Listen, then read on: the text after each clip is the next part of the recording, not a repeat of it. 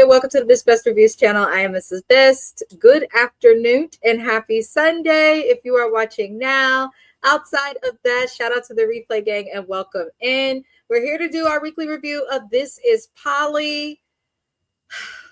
Hot Mess expressed that this show is, it's like each episode I feel like less and less invested, if that makes sense. I just do not feel that invested in this season of This Is Polly. But let's also greet Dr. Jen, who is in the chat. Welcome in, welcome in. You've been on the YouTube streets all day.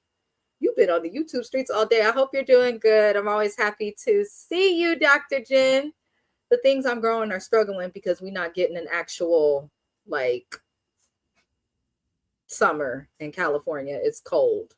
Now I'm having to do all these garden tricks. Dr. Jen gets my struggle. What's poppin', Mrs. K. Davis? Welcome in, welcome in. I am happy to see you. Y'all, This Is Polly. I don't know. Maybe it's me. Maybe something's wrong with me. But This Is Polly has been like I'm entertained, but then I'm also like, half of these people are not polyamorous. Oh, thank you. We love it. We got a new subscriber. Welcome in. I'm glad that you enjoyed the reviews. Let me know where I can improve. If you want us to cover any shows, all of those things. I'm always happy to see a new person. Welcome in. Welcome in. She said, oh no, I just harvested my kale and a few other greens. Yes, it's so cold. It's so cold. So I'm like, I don't know what I'm going to do, but I'm going to figure it out. I might have to like move the garden away from the window, but that doesn't make sense because I need the sunlight. But I'm gonna figure it out, y'all. I'm gonna figure it out and through. I do like growing things. I don't know, it's very peaceful to me. I also enjoy the Home Depot heavily, but I'll digress. This episode was called Too Little Too Late for This Is Polly. We're gonna start with the Yahwehs. I'm not trying to be mean, but this episode kind of made me feel solidified in my belief that this is a cult in its beginning stages. We learn more about the Yahwehs. Apparently the Yahweh is like a way of life. It sounds like from what Yahweh Poetic explained it as, is their beliefs are rooted in like love. But I'm like, your beliefs are rooted in love? I'm confused. I even went to the Yahwehs. They have like an Instagram account. Apparently Yahweh Poetic is like really popular on social media. I had no idea. Like prior to the show, he has a lot of connections. I don't know. This show feels, the Yahwehs feel culty. They feel culty. I have a degree in psych, getting a graduate degree in psych. And the stuff that they teach us about cults, they don't go too deep, but these people kind of align with it. But I hope that they are not. And I hope it really is rooted in love. King Yahweh is the leader of the Yahwehs. He don't live with them. He's the leader of all Yahwehs. Him and his contact lenses is going to be coming by, and apparently the proper term is the kingdom of the Yahwehs. I don't understand the kingdom of the Yahwehs. What am I supposed to do with this? You guys are the kingdom of the Yahwehs, paying American taxes, living in American homes. I don't understand it. Why does everybody have to dress up in these outfits? Like, they looked very nice. I'm not going to be rude. They did look very nice, but King Yahweh seemed higher than a giraffe's you know what. I feel like King Yahweh be puff puff passing until he can't no more. I also feel like King Yahweh might take his stab at the ladies. It was very weird how excited they were. They had the kids lining up to greet and hug him. It was weird. It was weird. Miss K, you feel bad for Maddie. You feel bad for Maddie. I'm torn with Maddie, Miss K. I feel bad for Maddie, but then I also am like, you're choosing this life. But the way Maddie is, sometimes I'm like, girl, go back to New York. But now it makes sense. Like, I guess they're allowed to like talk back and have problems. I don't know. Maddie's an odd one. I want her to go back to New York. I don't feel like she's like as deep in this as she thinks. And I'm not saying that kids are not blessings, but she don't have no kids with him. She could take her daughter and get the heck on, Miss Maddie. I don't understand what Maddie's doing, but I do like Maddie a lot, Mrs. K. Davis. Hello. Hello, Kiwan JTV. Welcome in. This is another content creator that I do enjoy collaborating with. She also does a lot of great content. She just recently interviewed one of the actors off of the Peacock show Girls Need Love. She did this with Alicia, who also has a channel. She's tagged in the description, Black Girls Den Podcast, Life with Alicia TV. But tap in, support them. She says hello. She also covers This Is Polly. The context, Miss K. Davis, the context had me confused. The guy, King Yahweh, and Tamina, the other girl who's on the show who's dating BQ, I think they have the same like contact vendor. I didn't understand the context. She said, is that Jesus? Is that Jesus?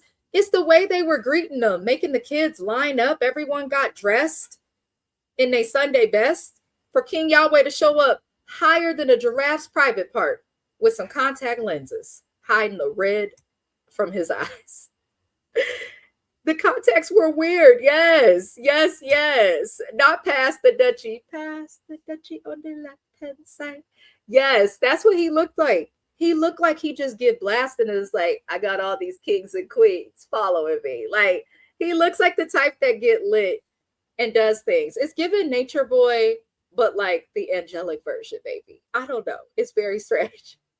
I must confess, I haven't watched out, but it's on my to-do list.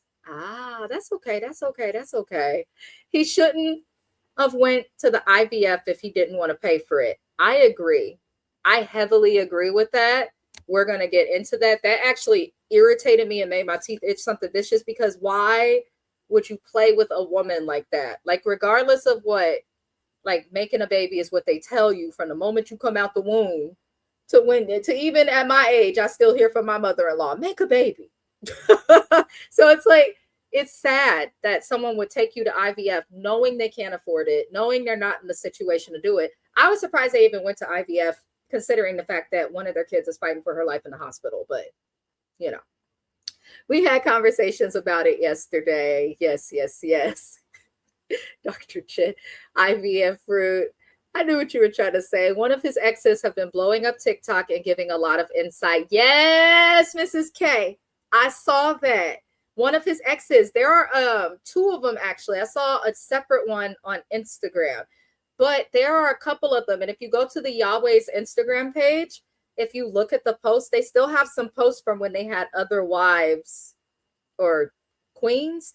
I believe they call them queens, but other women were living with them who had kids. It was a mess. It was a mess. The lady must have been Queen Yahweh. I mean, hell, we would hope. We will hope. And King Yahweh looked like one of Black Jesus wall art pics. He does.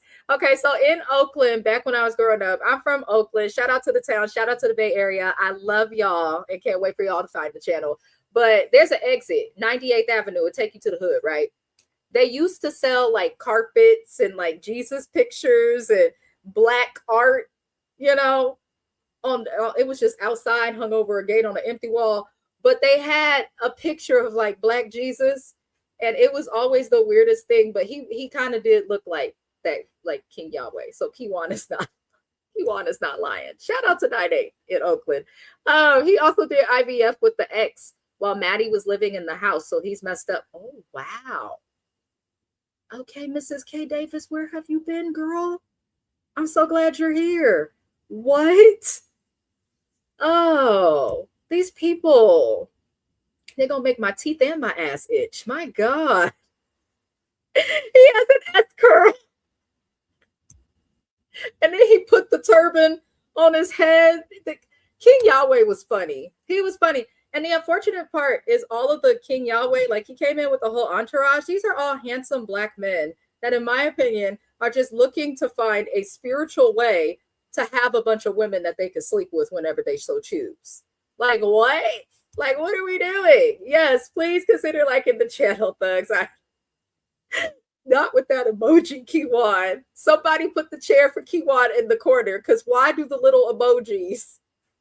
First of all, she gave them dark skin, and they have that hat that he had on his head. He is fraudulent. He's hella fraudulent. I can't. Now, they do go to this visit, but prior to going to the visit, we do get to see Yahweh Maddie's mom. Okay, so Yahweh Maddie's mom is there, and I feel like they did this because obviously the way they acknowledge it, like people look at this like it's some sort of a cult, and I don't understand why Maddie had to change her name. Her mom says she was not okay with Maddie going into this lifestyle at first because one, she hasn't seen her kid or her granddaughter in 2 years, which I guess is not normal. She also says that she doesn't like that Maddie changed her name and her identity as soon as she got with Poetic. Like, why is he changing stuff about you if he's supposed to just love you for you? And her mom did express that she thought this was a cult in the beginning, but Poetic addressed it and said, it's love. I still don't know what the hell he meant by it's love, because this doesn't have anything to do with love. The outfits and the contacts and praising King Yahweh, like, it's not a good thing. But him and Maddie later go to see a fertility specialist, and she's probably going to have to do IVF. It's not cheap. Like insurance, I have gone through this process before with my husband. It was not cheap. Okay. The insurance will cover the semen analysis. The insurance will cover like your initial doctor's visits. The insurance will cover certain stuff. But once you get to putting them shots in you, okay, insurance don't cover all of that.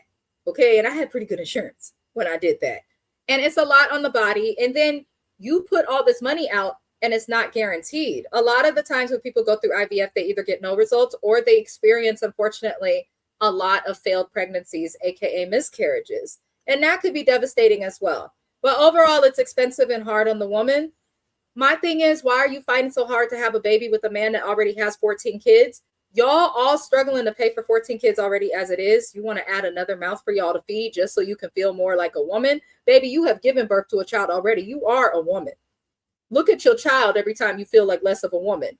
That is what came out of your vagina. Okay, you are a woman. Your ovaries work. They're just not working right now. And maybe it's because God does not see this for you, not to get, all religious on this good Sunday. But we later get some good news about Yahweh Miracle, the little baby that was born. She had the surgery to connect her throat to her esophagus to her stomach. And it looks like the surgery went well. Prayers to that child, and use birth control, because the boss should not be getting pregnant anymore. She's 44. This is a struggle. Like, she should not be doing that, but I'm glad the baby's okay. Last thing we see with the Yahwehs this episode, y'all, is they go to dinner. They have a dinner. And at this dinner, Crystal announced her pregnancy. What pissed me off is Crystal announced her pregnancy after Yahweh said that they're not going to be able to afford the IVF and they're not moving forward. And he said this in front of everybody without discussing it with Maddie privately. Then they announced Crystal's pregnancy and Maddie ran to the bathroom upset. I feel like Crystal's going to make it seem like this is what I mean. I have to dim down our love for her. She's upset because she's experiencing fertility issues. Even though she should not be upset about it in this situation, it's still upsetting for any woman. So I did feel for Maddie. But I feel like Crystal, because they said they was planning it. Why were you and Crystal planning more kids while all of this was happening? I do feel like Crystal is selfish. She gets special treatment. The rules don't apply to her. I don't like that. But I also feel like Maddie needs to go home to New York, because obviously this lifestyle isn't the lifestyle that she's going to be able to get comfortable with. She's just not going to be able to do it, y'all. But what can we do? What can we do? All these heifers is delusional. When somebody played Drew Sidora, you must be delusional. I'm giving concerts, because what else can I do with these people? Between King Yahweh, Poetic doing Maddie dirty with this IVF, and Crystal, I don't know. He had twins with Paige, the ex, through IVF. Why are these clinics allowing him to just do this? My God. I'm not trying to break any of your rules or everything, but according to Amber has a great interview on it. That would be good to see. That would actually be good to see. I love According to Amber. I actually subscribe to her, so that would be really, really good to see. Love According to Amber. This episode showed me that Poetic is really broke. He has to be, because he has a lot of time to go on dates with all of these ladies. They all work. They handle the grocery shopping and the kids. Like, I still haven't seen how he contributes. I'm starting to feel like the Yahweh thing is just finding a way to manipulate women and to handle it everything, because they didn't need him for half of what they do. She does need to leave. Maddie needs to go home. They probably don't believe in birth control, Because he was really proud to tell that doctor, I know my little swimmers work. I've got 14 kids. Great. I agree, Maddie. Yeah, she needs to go home. She does. Mrs. K. Davis said, well, sometimes content creators don't like you putting other names. Oh my gosh. No. That's crazy. That's actually crazy. Most of how I'm a content creator because I enjoy other content creators, but also other content creators have helped me with my content so much. But I get that. I've seen some of them get like weird. I don't. I have a day job, so it helps. It does help. Oh, are all those kids his? Yes. The only child that is not Poetics is Maddie's. Check. The only child. Oh, 14 of the 18. Yeah, he said he has 14 kids. So that is correct. That is correct. Mrs. Davis is definitely correct. She's definitely correct. Lord. Oh, we are going to move into the next couple. This is Polly. I don't know how I do these reviews each week because each week I'm like, whew. But we're going to keep it moving. Cam, Nita, and Trent are back. The last time we seen them, Nita and her eyebrows stormed off on foot. Production was like, hold on, give us back our camera and our audio and all of that. So Nita went to her mama's house that, you know, Trent and Cammy have been paying for. And she's finally coming back after a few days. They got into it. Pretty much they were into it because they gave Nita a commitment ring on a dildo. And then they also said to Nita they want to have a commitment ceremony to announce and affirm and commit to each other as a throuple. I don't take it seriously at all. Can y'all tell? But Kiwan said they pissing her off with the braids. I'm just happy to see that whoever put those braids on these women, they put them in bonnets. They have talked them about the care.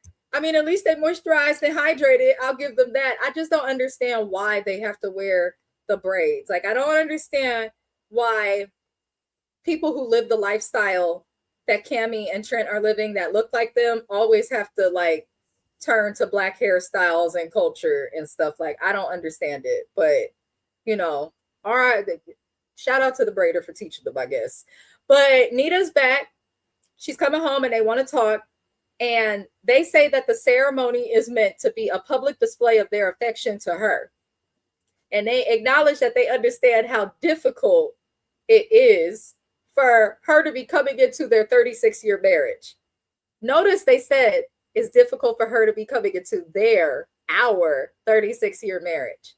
And Nita mentions the fact that they've sent her mixed signals, which I do agree with.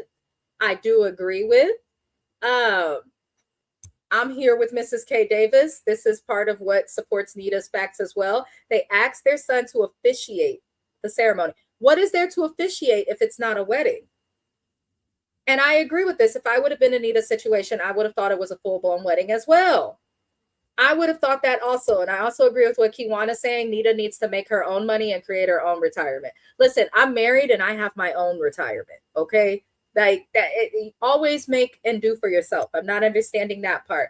But they have been sending mixed messages. Y'all gave her a ring, said you're looking for dresses, asked the son to officiate the event, and then you got mad at her for thinking she was going to get a wedding day. Now, the financial stuff does come up. And, you know, Trent kept bringing it back. He's like, the financial stuff is for our kids. We can't get into that. And Nita kind of had the attitude of, well, you know, maybe I can end up on your documents later down the line. Nita, they have, 5 kids? Anything they got is being left to their children, as it should be. You need to, as Kiwan said, make your own money and create your own retirement. Okay? Your job will take your 401k out your check. It'll go to an account with the company. And there you go. Like, they have children. Kids will always come before you. Even if they were not married, I don't think Nita realizes that the kids would have came first. I don't think she realizes that. But they go dress shopping. The dress shopping was a mess because the lady was old. She was like, I've done like the lesbian weddings, but never this type of stuff. The lady was funny. Then she was like, I have champagne for you guys, but I can't open it. Trent and Cammie's daughter went and opened the champagne, and that champagne went right in their face. I mean, they took a bath and a shower in champagne, but they were trying on wedding dresses. I'm like, this is what I mean. You guys are sending her mixed messages. You just did all of this, and you guys were like, we're going to make clear boundaries. We're going to make it this. But then you're trying on wedding dresses with champagne, with your kids present. That gives wedding.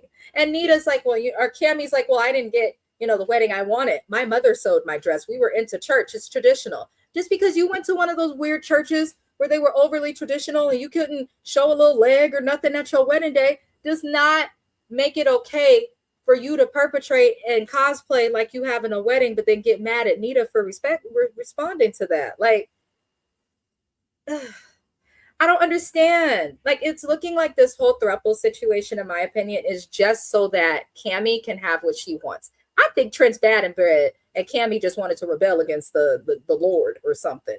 Like, it sounds like they were very sheltered and are just getting out there, especially how they describe sex. I'm going on a solo adventure. Girl, just admit you want to go try the mandingo. You curious. Because Cammie is letting this lady eat her box, but say she won't eat her box.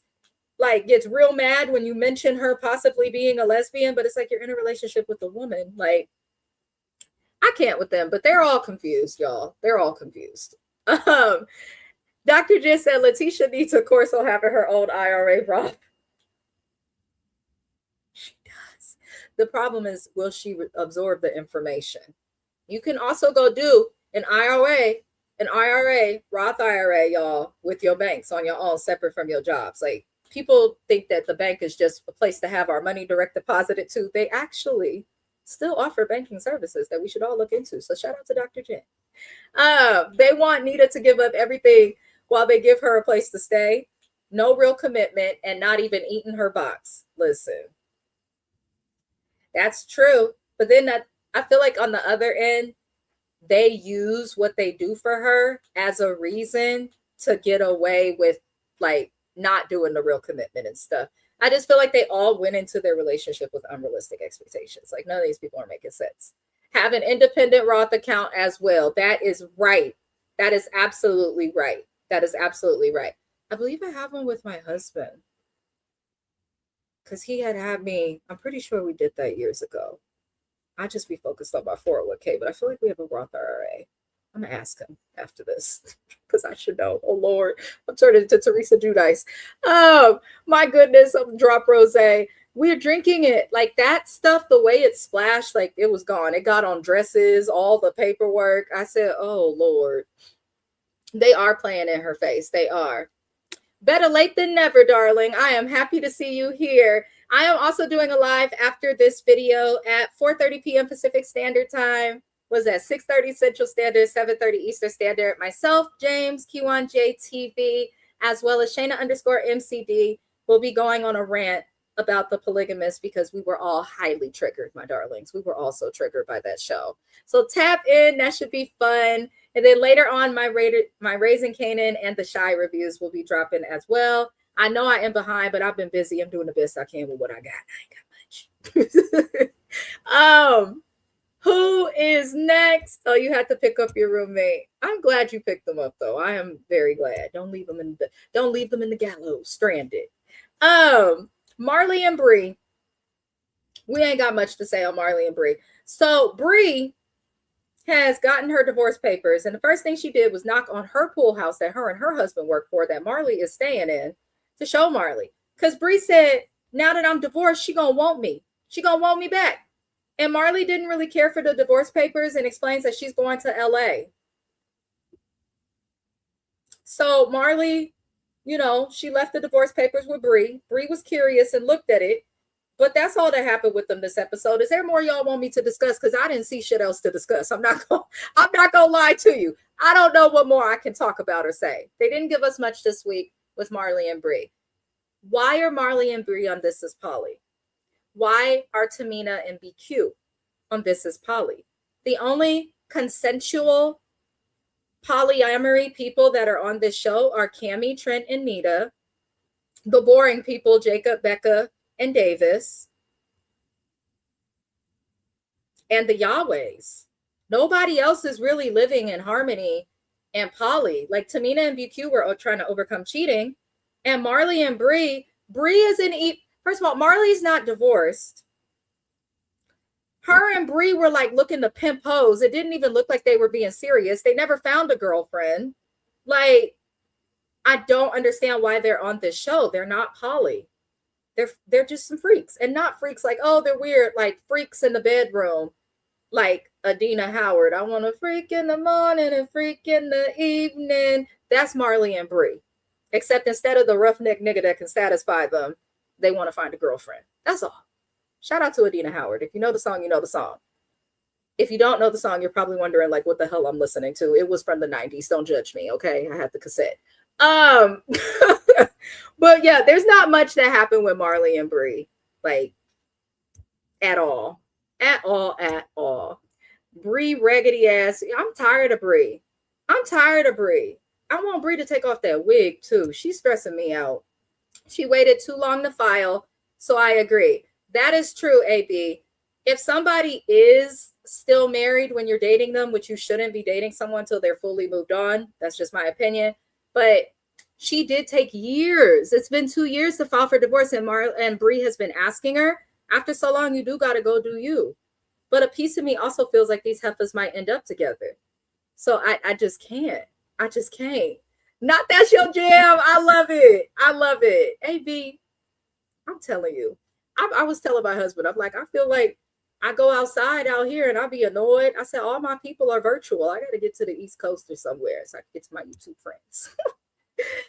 The way I would change my locks before Bree returned from LA, right? You're in me and my husband's house. And it sounds like the only reason Marley and her man got divorced, because she had said it talking to the attorney, was partially because of the relationship with Bree and Marley becoming so much more. So it's like, what are y'all doing? Maybe Bree is thinking about climbing that tree as she's getting older. Her knees aren't going to hold out. I cannot. AB. Oh my God. This is why we love AB. Shout out to our moderators. I appreciate y'all. Because if y'all do nothing, y'all gonna make me smile. Now we have to discuss the last couple that I do not care for, which is, not you got your chair. When they start bringing their own chairs to the corner, he said, I'm okay. I'm just fine in the corner. Tamina and BQ, his hairline is slanted and he takes it and goes and talks with her. And BQ just thinks he is like the hottest thing in Long Island. And I'm like, the men out there must not, I don't know what's going on in Long Island, the borough that they're on. But BQ, you are not all of that. I've seen way finer men of all shapes and sizes, races, colors, all of that in New York City. For him to be acting like that and he ain't even cute, but he decides to apologize. But in my opinion, you don't get to cheat and then call the shots on how she reacts. And a lot of people do this because you have to have that certain level of audacity to cheat. But I never understand why he does that. Like BQ apologized, but then was like, but the way you was getting at me was making me resent you. I don't want to deal with that. Well, if you don't want to deal with that, then correct your actions. Don't cheat, and then you won't have an angry woman. Don't know what's hard about that. Don't know what's hard about that at all. But I knew the apology was bullshit because you don't apologize and then get to call the shots on how someone reacts to the stuff that you do. Not looking like Shrek. Y'all are a mess. I'm so tired of her fake ass breast balloons. Listen, balloons look softer than them things. I would hate in a fight. All Tamina got to do is get me with the right hook with a titty. I'm dead. I'm down. It's over. Tamina's a lot. And I don't know why anybody would want BQ. Thank you. I thought it was just me. I'm like, he's not even that cute to be like anything to be crying over and all of that. Like, please, you get the VIP chair, AB, since you're a mod. Not... He got to go to the corner, but AB we gonna give him a footrest. Maybe the chair have a massager. You just got to stay in the corner. looking like Shrek. He's not cute at all. Your friend, you get the best of the best. Cannot. He did look like Shrek. He's not cute. Talk about this is what I do. You hadn't done nothing but hit on a bunch of already drunk women that just wanted free drinks. Like, please. But they later go out to eat with Tamina's friend. I guess she has a boyfriend. And the boyfriend invited BQ to the lunch because he wants them to get back together. Nobody is your friend if they want you to get back with somebody who serial cheats on you for 7+ years. You couldn't even be faithful in polyamory, where I'm telling you to choose a bitch and bring her in. You can't even be faithful there. Like, so these are not your friends, Tamina. I don't know why you think they are, but these are not your friends, baby. But BQ shows up and they do the same song and dance. They argue. They get into it. He immediately became an asshole to her. And she ends up throwing a drink on him. And she left.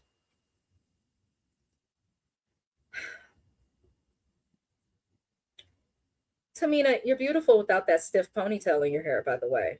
And without your contacts, you looked beautiful. I feel like he keeps her down in how she feels about herself. I don't want to see this anymore. I know that the finale is next week. I do not want to see BQ and Tamina anymore. Let this be the end of their story. I thought the rapture came. Like, what is this? I don't want to see it no more. I'm so tired. I'm genuinely so tired. They're desperate because they have to be. It's better to be single than to be in some shit like this. That is what I have learned through This Is Polly thus far. BQ is a prick. He's not nice. He's not nice at all. He is a low budget Jonas, but he ain't got the AIDS yet. He ain't caught it yet. But something is coming. His day will come. BQ should go over there with Marley and get 10304. Oh, Jesus.